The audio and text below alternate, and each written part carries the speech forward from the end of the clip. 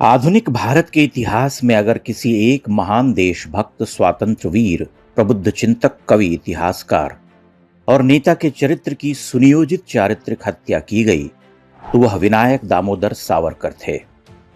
कांग्रेसियों और वामपंथियों ने झूठे प्रचार से उनके धवल व्यक्तित्व को मलिन करने के प्रयास किए, लेकिन इतिहास में एक विचित्र शक्ति होती है, वह कभी न कभी सत्य को उधेड़कर सामने रख देता है।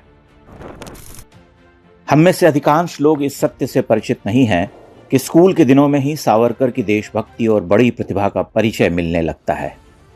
वह 13-14 वर्ष की आयु में ही बहुत अध्ययन कर चुके थे।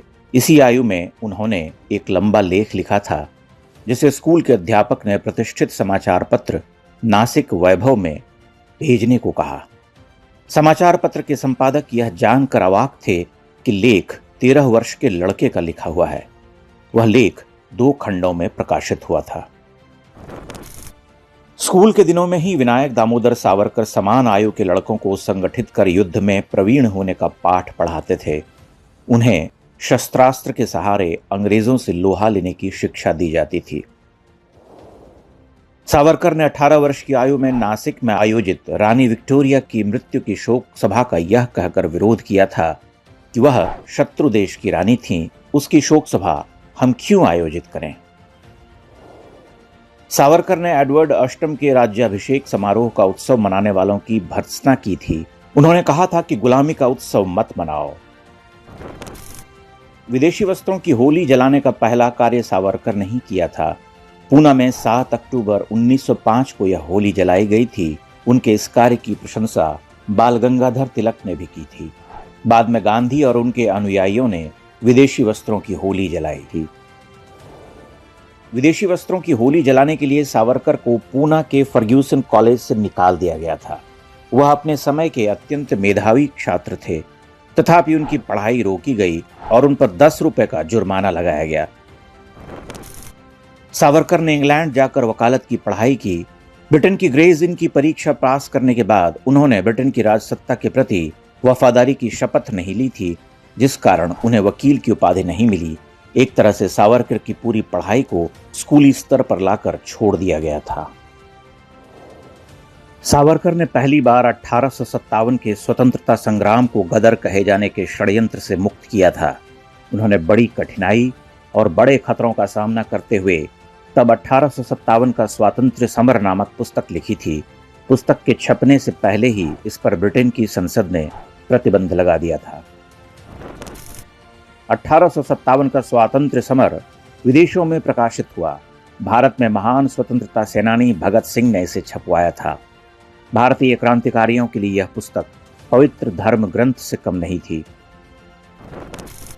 सावरकर पहले ऐसे क्रांतिकारी थे जिन्हें अंग्रेजों ने 2 आजीवन कारावास की सजा सुनाई थी। विनायक दामोदर सावरकर ने अपने बड़े भाई गणेश सावरकर के साथ सेल्यूलर जेल की सजा काटी थी।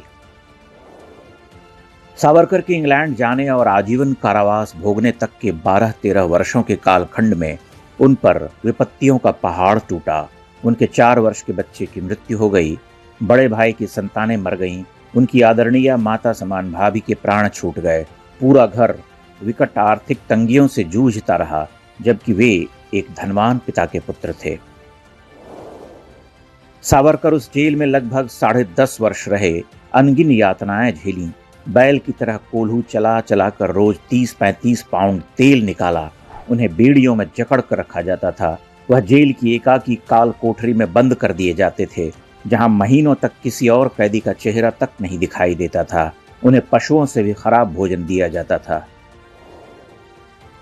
सावरकर के साथ सेल्यूलर जेल में बंद सभी राजनीतिक कैदियों को पहले रिहा कर दिया गया था, जबकि उन्हें सबसे बाद में छोड़ा गया। सेल्यूलर जेल की यातनाएं ऐसी थीं कि कई क्रांतिकारियों ने उनके रहते रहते ही आत्महत्या कर ली थी। सावरकर ने सेल्यूलर जेल के राक्षस जैसे जेलर बैरी से निरंतर संघर्ष किया। सभी क्रांतिकारियों कैदियों को हड़ताल के लिए प्रेरित किया।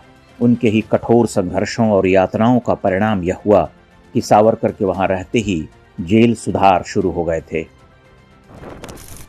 यह देश का दुर्भाग्य है कि स्वतंत्रता का सारा श्रेय गांधी और उनके कृपा पात्रों तक ही सीमित रहा।